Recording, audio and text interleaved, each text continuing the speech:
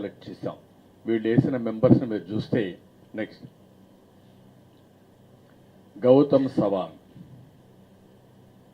డీజీపీని చేశారు. అప్పటికే tainted character, ఒకప్పుడు మంచోడుగా ఉండొచ్చు.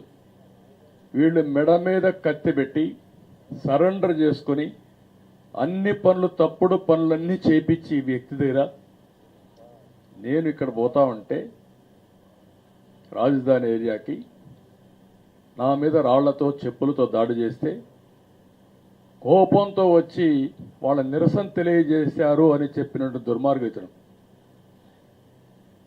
ఒక డీజీపీ ఇవ్వాల్సిన స్టేట్మెంట్ అది. అక్కడి నుంచి అన్ని తప్పుడు పనులన్నీ చేపించారు. ఇది దగ్గర తప్పుడు పనులన్నీ చేపించి అక్కడి నుంచి ఉద్యోగాన్ని తీసేసి మళ్ళీ పెద్ద ఎత్తున నేనే స్టేట్మెంట్ ఇస్తే దానిపైన ఈ పోస్ట్ ఇచ్చారు. అంటే రీహాబిలిటేషన్ పునరావాస కేంద్రంగా తయారు చేశారు.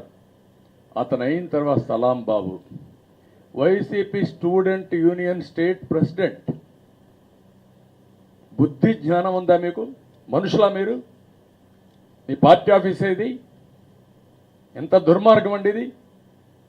ఇతనెవరు? జీవి సుధాకర్ రెడ్డి, వైసీపీ నేత, అనంతపూర్. ఇతను సుధీర్, సీఎం జగన్ తాత రాజారెడ్డి అన్న ప్రభదాస్ రెడ్డి మనవడు.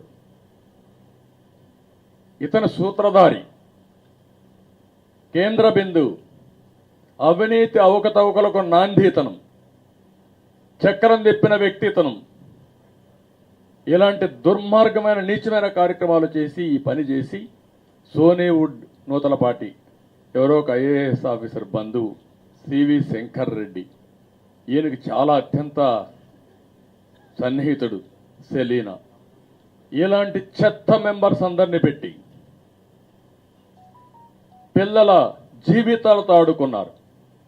తల్లిదండ్రుల కష్టం, తల్లిదండ్రుల ఆశని పూర్తిగా నాశనం చేసే పరిస్థితికి వచ్చారు. ఇప్పుడు చూస్తే ఎంత ఇదంటే 18/31 162 గ్రూప్ 1 ఉద్యోగాల నోటిఫికేషన్ ఇష్యూ చేశాం. నేను ముఖ్యమంత్రిగా ఉన్నప్పుడు మా గవర్నమెంట్లోనే. ఇందులో 30 డిప్యూటీ కలెక్టర్స్, 28 డిఎస్పీలు. వైసీపీ పాలనలో ప్రిలిమ్స్ ఎగ్జామ్ జరిగింది 27/5/2019. మెయిన్స్ ఎగ్జామ్ 14/21 డిసెంబర్ 20లో జరిగింది. ఇక్కడి నుంచి ప్రారంభించారు. అంటే అంతవరకు ఉన్న సాంప్రదాయాలన్నిటికీ తిలోదకాలు ఇచ్చేశారు.